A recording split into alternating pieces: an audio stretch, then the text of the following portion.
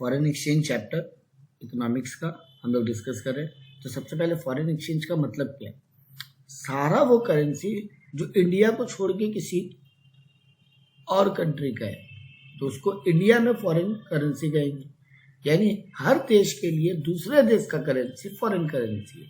तो all currency other than the domestic currency, क्योंकि economics हम लोग ऑल ओवर वर्ल्ड के लिए पढ़ते हैं, सिर्फ इंडियन पॉइंट ऑफ व्यू से नहीं पढ़ रहे हैं, इसीलिए यहाँ डोमेस्टिक करेंसी वर्ड यूज किया। तो all currency other than the domestic currency of a given country. यानी यहाँ एग्जाम्पल में अगर मैं इंडिया का बात करूँ तो इंडिया का डोमेस्टिक करेंसी रुपीज हुआ, तो बाकी जितना करेंसी है डॉलर, पाउंड, यूरो, येन, ये सब फॉरेन करेंसी हो गया। अब फॉरेक्स रेट क्या होता है?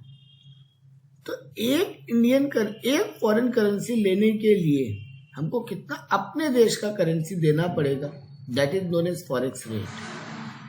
जैसे अभी हम कहते हैं कि $1 के लिए 84.66 या 84 राउंड फिगर में पकड़ते हैं तो हमको $1 लेने के लिए इंडियन 84 रुपीज देना पड़ेगा।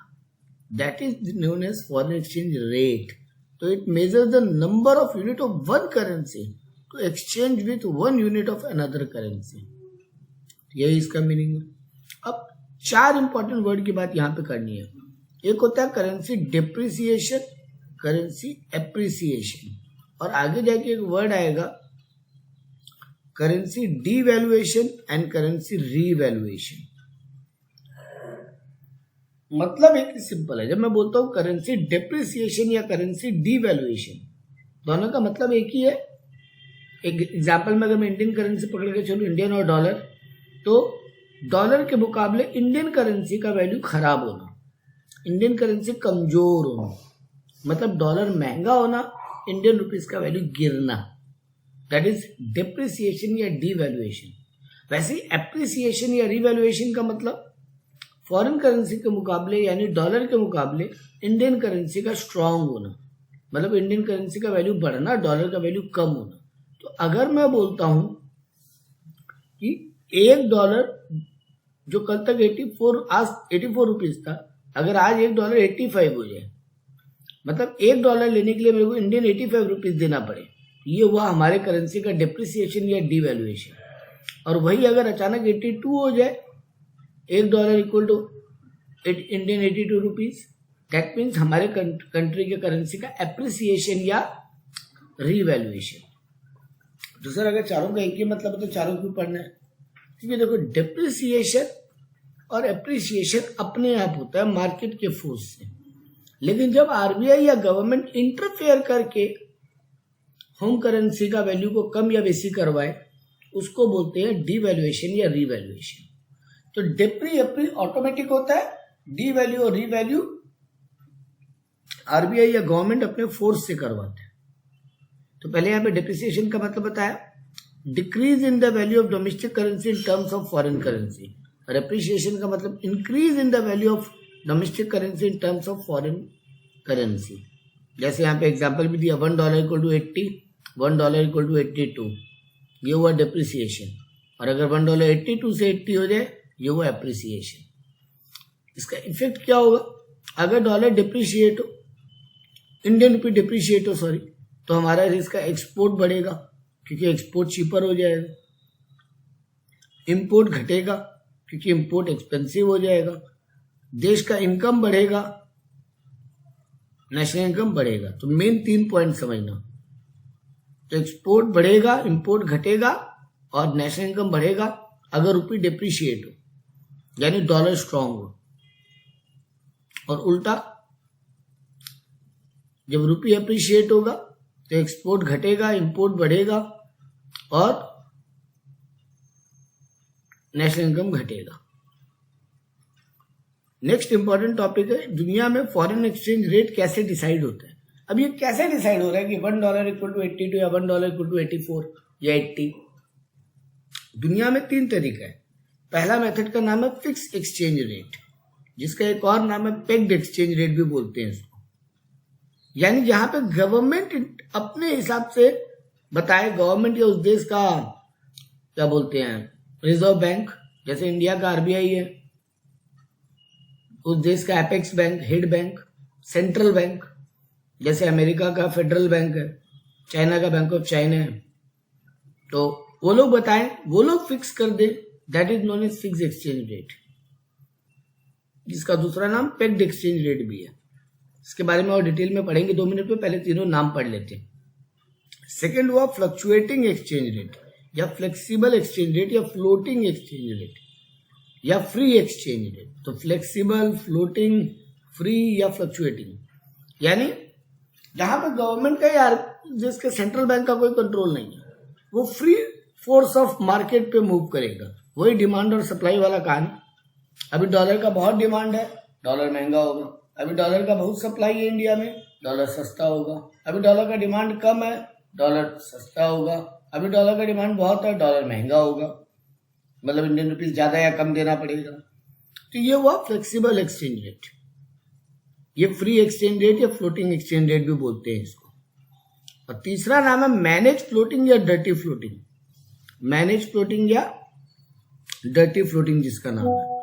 यहां पर क्या होगा सर, यहां पर ना जनरली क्या होगा कि डॉलर का रेट मार्केट के ऊपर छोड़ा हुआ, डिमांड और सप्लाई के हिसाब से चेंज होता रहेगा। लेकिन जब उस देश के सेंट्रल बैंक या गवर्नमेंट को लगेगा कि ये जबरदस्ती कोई मैनिपुलेट कर रहा है रेट को अप डाउन, तो वो लोग इंटरफेयर करके रेट को एक जगह फिक्स करवा देंगे। इसीलिए इसको मैनेज फ्लोटिंग बोलते हैं या डर्टी फ्लोटिंग बोलते हैं। तो नॉर्मली वो मार्केट फोर्स पे चलेगा, बट वहां का सेंट्रल बैंक या गवर्नमेंट उसको फिक्स करवा सकता है। इंडिया ये हाइब्रिड मॉडल यूज करता है। अमेरिका में आपका फ्री फ्लोटिंग चलता है पूरी तरीके से, लेकिन वही चाइना या कोरिया, रशिया, वहां पे फिक्स रेट सिस्टम चलता होगा। अब ये तीनों रेट होता कैसे है? देखो, दुनिया में सबसे ज्यादा चलने वाला है फ्री फ्लोटिंग। अच्छा, पहले आते हैं फिक्स एक्सचेंज रेट पे कि रेट फिक्स करते कैसे है वहां की। ऐसा थोड़ी ना होगा कि वहां का गवर्नमेंट या आरबीआई सुबह उठ के बोलेगा कि नहीं आज डॉलर 5 रुपया या आज डॉलर इक्वल टू 80 रुपीज। ऐसे नहीं होता, कोई तो सिस्टम होगा ना सर। वो लोग भी फिक्स कैसे करेंगे? उस देश को ये पावर कैसे आएगा कि कितना रेट पे फिक्स करे? तो वो लोग कोई ना कोई रिजर्व को देख के फिक्स करते हैं। उनके पास गोल्ड रिजर्व कितना है। आज की डेट में Bretton Woods gold standard system चलता है बहुत कंट्री में, मतलब जिस कंट्री के पास ज्यादा गोल्ड है उसका करेंसी ज्यादा स्ट्रांग, तो जिसके पास ज्यादा गोल्ड रिजर्व है उसके हिसाब से वो फिक्स करते हैं। या फिर एक ब्रेटन वुड्स सिस्टम है, मतलब गोल्ड को छोड़ के अदर कोई मेटल, किसी के पास आयरन और बहुत स्ट्रांग है या किसी के पास बहुत ज्यादा डॉलर का रिजर्व पड़ा है, तो उसका करेंसी स्ट्रांग होगा। तो दुनिया में आज की डेट में 2 तरीका चलता है जो लोग फिक्स फॉलो करते हैं उनके लिए। या तो वो लोग गोल्ड स्टैंडर्ड के हिसाब से रेट फिक्स करते हैं, या उनके पास अभी यूएस डॉलर कितना है, क्योंकि यूएस डॉलर ना एक सबसे ज्यादा एक्सचेंजेबल करेंसी है, इसलिए सबको उसको पकड़ के डिसाइडिंग करते हैं, फैक्टर वो बन जाता है। तो गोल्ड की जगह बहुत सारी कंट्री ब्रेटन वुड्स सिस्टम चलाती है, जिसमें यूएस डॉलर जिसके पास जितना ज्यादा जमा है उसके हिसाब से उतना उसका रेट होगा। तो ये आपका चलता है दुनिया में सिस्टम, तो गोल्ड स्टैंडर्ड या ब्रेटन वुड्स सिस्टम। तो यहाँ पे देखो मैंने क्या लिखा है, यहाँ के गवर्नमेंट फिक्स करती है या वहां का सेंट्रल बैंक फिक्स करती है। इसका मेन पर्पस क्या है? Stability in foreign trade. वो लोग फॉरेन ट्रेड को स्टेबल करना चाहते हैं या कैपिटल मूवमेंट को रोकना चाहते हैं या स्टेबल करना चाहते हैं, उसके लिए वहां की गवर्नमेंट ये करती है। तो government by foreign currency when exchange rate is weaker and vice versa. वहां की गवर्नमेंट क्या करती है?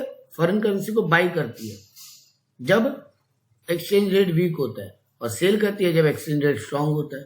उस हिसाब से वो लोग मैनिपुलेट करते हैं रेट को। तो government maintain large foreign currency reserve. अच्छा, इनके पास फॉरेन करेंसी का रिजर्व बहुत ज्यादा होता है, इसीलिए लोग फिक्स करने का पावर रख पाते हैं।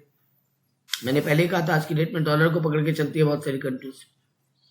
Fix in terms of some external standard. मैंने कहा था एक्सटर्नल स्टैंडर्ड, वो गोल्ड हो सकता है, कोई कंट्री का सिल्वर हो सकता है।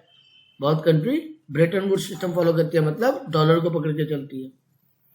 इसको इसीलिए पेगिंग कंसेप्ट भी बोलते हैं, क्योंकि किसी चीज से कनेक्टेड है, या इसका पैरिटी वैल्यू भी बोलते हैं। तो ये सब इसके नाम है। अब आ जाओ आप, अब मैंने डी वैल्यू री वैल्यू पढ़ाई दिया आपको। डी वैल्यू री वैल्यू क्या है? जहां पे वहां का गवर्नमेंट या आरबीआई इंटरफेयर करके रेट को अप डाउन कराए, वो हुआ डी वैल्यू री वैल्यू। और डिप्रिसिएशन जो मार्केट के फोर्स से अपने आप, ये मैंने पहले ही कह दिया था। फिक्स एक्सचेंज रेट सिस्टम में क्या होगा सर, फ्लक्चुएट करने के लिए फ्रीली अलाउड होगा। गवर्नमेंट का वैसे देखा जाए तो कोई इंटरवेंशन नहीं है, बट थोड़ा बहुत कंट्रोल तो हर देश की सरकार करती है, इसीलिए ऑफिशियली नो इंटरवेंशन है। Market determine rate by interaction of bank, firms and other institution by buying and selling currency. बाजार बैंक्स के थ्रू, बिजनेसमैन के थ्रू, अदर इंस्टीट्यूशंस के through automatic rate up down होता है और उसके हिसाब से बाइंग एंड सेलिंग करती है। यहाँ पे एक्सचेंज रेट बदलता रहेगा हर मिनट, कभी स्टेबल नहीं रहेगा। अच्छा, फिक्स में क्या होगा, वो एक बार बोल देंगे, जब तक दोबारा चेंज नहीं करे तब तक वही रेट चलेगा, 2 दिन, 3 दिन, हफ्ता भर, 10 दिन, महीना भर, जो भी हो सकता है वो। लेकिन यहाँ पे हर मिनट बदलेगा। यहाँ पे अपनी आप बदल रहे, इसलिए डिप्रिसिएशन एप्रिसिएशन बोलते हैं, वहां डी वैल्यू री वैल्यू बोलेंगे। यहाँ पे गवर्नमेंट ह्यूज रिजर्व रखना उसको जरूरत नहीं है, क्योंकि वो ऑटोमेटिक फ्लक्चुएट होगा। मैनेज फ्लोटिंग को डर्टी फ्लोटिंग क्यों बोलते हैं, क्योंकि rate is determined by the market force and sometime by central bank. Central bank intervene या इन्फ्लुएंस करती है रेट को up to a certain limit, अगर उसको लग रहा है कि कोई बहुत ज्यादा मैनिपुलेट कर रहा है। तो यह एक हाइब्रिड मॉडल है, फिक्स और फ्लेक्सिबल दोनों का मिला के। यहाँ पे सेंट्रल बैंक बहुत सारा रिजर्व रखती है अपने पास। अदर भी दुनिया में कुछ रेट्स है, वो आपको पढ़ने के लिए नहीं है, जैसे एडजस्टेबल पेक्स सिस्टम है, तो member countries fix the rate of their currency against one particular currency. तो कुछ करेंसी के लिए वो लोग जब रेट को फिक्स करते हैं उसको एडजस्टेबल पेक्स सिस्टम बोलते हैं। वाइडर बैंड सिस्टम है, member country can change the rate of its currency with in a range of 10%। एक crawling PECS system, Midway of the dirty floating and adjustable. अच्छा, ये adjustable और dirty floating का Midway का नाम है crawling PECS system. ये आपको पढ़ने नहीं है, ये तीनों नाम केवल जानने के लिए बताया मैंने। अब आता है डिमांड फॉर फॉरेन करेंसी कैसे फ्लक्चुएट होता है। फॉरेन एक्सचेंज का डिमांड अचानक क्यों बढ़ जाता है। अचानक तुम्हारे देश में बहुत ज्यादा इंपोर्ट होने लगे, डॉलर का रेट महंगा होगा। अचानक फॉरेन कंट्री के, तुम्हारे कंट्री के लोग फॉरेन में घूमने जाने लगे, डॉलर का रेट बढ़ेगा। अचानक इंडिया के लोग बहुत ज्यादा पैसा फॉरेन भेजने लगे, पढ़ने के लिए, इलाज के लिए, अपने रिलेटिव्स गए उनके लिए, डॉलर महंगा होने लगेगा। मैं एग्जाम्पल में डॉलर पकड़ के चल रहा हूँ, यहाँ से कोई भी फॉरेन करेंसी का बात हो सकता है। अचानक इंडियन फॉरेन कंट्री में एसेट खरीदने लगे, फॉरेन करेंसी महंगा होने लगेगा। इंटरनेशनल लोन अगर इंडिया चुकाने लग जाए तुरंत, जहां से लोन लिया है वहां का एक्सचेंज रेट महंगा हो जाएगा। स्पेकुलेशन, इंडियन लोगों को लगता है कि अभी डॉलर और बढ़ेगा तो वो और बाई करने लगते हैं, तो डॉलर का रेट और ऊपर भागने लगता है, तो इसमें भी बढ़ता है। तो देखो मैंने यहाँ पे वही एकदम सिंपल बोलूं, आपने जो प्राइस और डिमांड का रिलेशन पढ़ा माइक्रो में, वही है ये पूरा का पूरा। तो रेट बढ़ेगा, यहाँ बस उल्टा, रेट बढ़ेगा तो डिमांड गिरेगा, रेट गिरेगा तो डिमांड बढ़ेगा। तो मैंने वही कहा कि रेट बढ़ेगा तो क्वांटिटी डिमांडेड गिरेगा, रेट बढ़ेगा, रेट गिरेगा तो क्वांटिटी डिमांडेड, सॉरी यहाँ रेट गिरेगा तो क्वांटिटी डिमांडेड बढ़ेगा। तो ये उसका रीजन जो ऊपर पड़े वही से। अच्छा, सप्लाई ऑफ फॉरेन करेंसी क्यों बढ़ जाता है अचानक किसी कंट्री में। अचानक किसी कंट्री में बहुत सारा डॉलर पाउंड कहां से आने लग जाता है, अचानक तुम्हारे देश का एक्सपोर्ट बढ़ जाए, फॉरेन कंट्री के लोग तुम्हारे देश में इन्वेस्ट करने लगे तो डॉलर का सप्लाई बढ़ जाएगा। वहां के लोग इंडिया में बहुत सारा पैसा भेजने लगे, वहां के लोग इंडिया का स्पेकुलेटिव मार्केट में पैसा लगाने लगे, फॉरेन कंट्री के लोग इंडिया में लोन देने लगे, या इंडिया जो लोन दिया था वो लोग चुका दें, या फॉरेन कंट्री के लोग डोनेशन और ग्रांट दे। एक पॉइंट यहाँ नोट्स में नहीं लिखा है, फॉरेन कंट्री के लोग तुम्हारे देश घूमने आने लगे, फॉरेन कंट्री के लोग तुम्हारे देश में एसेट खरीदने लगे, वही इन्वेस्टमेंट का बात हो गया। ये तो टूरिज्म वाला पॉइंट यहाँ पे एक मिस हुआ, तो वो भी रीजन हो सकता है। तो यहाँ पे सप्लाई वाला डायग्राम बनेगा कि रेट बढ़ेगा तो सप्लाई बढ़ेगा, रेट गिरेगा तो सप्लाई गिरेगा। अब होता है ये एक्सचेंज रेट डिटरमाइन कैसे होता है, वही तुम्हारा उदम वो इकोनॉमिक्स वाला डिमांड एंड सप्लाई, जहां डिमांड और सप्लाई इंटरेक्शन होगा वही इक्विलिब्रियम पॉइंट होगा। अब अगर कोई कारण से ऐसे ही रेट बढ़ जाए तो अचानक मार्केट में एक्सेस सप्लाई हो जाएगा। देखो डिमांड के लाइन को यहाँ टच करा मैंने, डिमांड कम हो गया, सप्लाई के लाइन को यहाँ टच करा मैंने, सप्लाई बढ़ गया। ये दोनों पॉइंट देखो, इसको एक्सेस सप्लाई बोलेंगे। एक्सेस सप्लाई क्या होगा, मार्केट को अपने आप दोबारा नीचे ले आएगा, मतलब फिर रेट गिर जाएगा और इक्विलिब्रियम पे आ जाएगा। अब कोई कारण से अगर रेट गिर जाए, कोई चीज सस्ती होती है तो उसका डिमांड बढ़ जाता है जबकि सप्लाई कम हो जाता है, तो एक्सेस डिमांड क्रिएट हो जाएगा, एक्सेस डिमांड दोबारा प्राइस को ऊपर ले जाएगा। इसीलिए बोलते हैं मार्केट ऑटोमेटिक काम करता है, फ्री फ्लो, अपने आप इक्विलिब्रियम पे आ जाएगा विदाउट फोर्स ऑफ एनीथिंग। यही चीजें मैंने यहाँ पे एक्सप्लेन की है। दोनों जो बातें बोली, एक बार रेट बढ़ जाए तो वापस कैसे इक्विलिब्रियम पे आएगा, रेट घट जाए तो वापस कैसे इक्विलिब्रियम पे आएगा। अगर यहाँ पे एक और छोटा सा टॉपिक आखिरी, क्या चेंज इन एक्सचेंज रेट। मान लो डिमांड सप्लाई उतनी ही है और डिमांड डी से D1 हो जाए तो क्या होगा, क्वांटिटी पे और रेट पे इम्पैक्ट। आपको एग्जाम में यही पूछेगा कि अगर डिमांड शिफ्ट हो जाए, इसको शिफ्ट इन डिमांड बोलते हैं, राइटवर्ड शिफ्ट या लेफ्टवर्ड शिफ्ट। तो अगर राइटवर्ड शिफ्ट हो जाए, डिमांड डी से D1 हो जाए तो रेट भी बढ़ जाएगी, क्वांटिटी भी बढ़ जाएगी। लेकिन वही लेफ्टवर्ड शिफ्ट हो जाए तो रेट भी घट जाएगी, क्वांटिटी भी घट जाएगी। डिमांड बढ़ती है तो प्राइस महंगा हो जाता है और डिमांड गिरता है तो प्राइस सस्ता हो जाता है। वैसे ही अगर सप्लाई शिफ्ट हो तो क्या होगा, सर अगर डिमांड की लाइन वही रहे लेकिन सप्लाई राइटवर्ड शिफ्ट हो जाए, कोई चीज का सप्लाई बढ़ता है तो रेट कम हो जाता है, और अगर कोई चीज का सप्लाई घट जाए तो रेट बढ़ जाता है। सप्लाई घटे तो रेट बढ़ जाएगी, मतलब सप्लाई अगर S2 हो जाए तो रेट बढ़ जाएगी, सप्लाई अगर S से S1 हो जाए तो रेट गिर जाएगी। लेकिन सप्लाई अगर घटे तो क्वांटिटी भी कम हो जाएगा, सप्लाई अगर बढ़े तो क्वांटिटी भी बढ़ जाएगा। तो आपको इस आंसर में यही बताना है कि सप्लाई के शिफ्ट होने से रेट और क्वांटिटी पे क्या इंपैक्ट आएगा। वैसे ही अगर डिमांड वाला पॉइंट से पढ़ो तो डिमांड के शिफ्ट होने से रेट और क्वांटिटी पे क्या इंपैक्ट आएगा। ये है आपका चैप्टर। ये जो पार्ट है फॉरेन एक्सचेंज मार्केट, क्या होता है, तो फॉरेन एक्सचेंज मार्केट वो मार्केट है जहां पे फॉरेन करेंसी का परचेज और सेल होता है। कैसे पेमेंट होगा, ये फॉरेन एक्सचेंज मार्केट का काम क्या है, फंक्शन क्या है इसका। सर ये बिल्स ऑफ एक्सचेंज का लेन देन करता है, बैंक ड्राफ्ट का लेन देन करता है, उधार का लेन देन करता है, हेजिंग करता है, माने रिस्क को कवर करने के लिए लोग यहाँ पर पैसा लगाते हैं। ये फॉरेन मार्केट पे लोग ये सब पर्पस के लिए पैसा लगाते हैं और ये सब तरीके से लगाते हैं। ये वाला टॉपिक आपके बूस्टर में दिया हुआ है, ये आपके सिलेबस का पार्ट नहीं है, लेकिन एक लाइन में सुन लो। Kinds of foreign market. India में 2 टाइप के फॉरेन मार्केट है, स्पॉट मार्केट और फॉरवर्ड मार्केट। स्पॉट मार्केट का मतलब आज के दिन आज डॉलर का क्या भाव, अगर आज मैं डॉलर खरीदूं तो। फॉरवर्ड मार्केट मतलब मैं आज डील कर रहा हूं, मैं खरीदूंगा 3 महीने बाद, लेकिन तुम मुझे आज ही रेट बताओ कि 3 महीने बाद मुझे डॉलर किस रेट पे दोगे, भले उस दिन कोई भी रेट हो।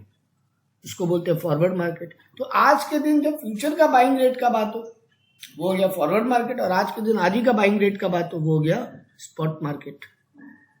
ये एक्सचेंज रेट का मेरिट डिमेरिट क्या है, फिक्स का मेरिट क्या है, ये आपको नहीं पढ़ना है। मेरिट डिमेरिट आपके सिलेबस का पार्ट नहीं है। तो ये था ये चैप्टर।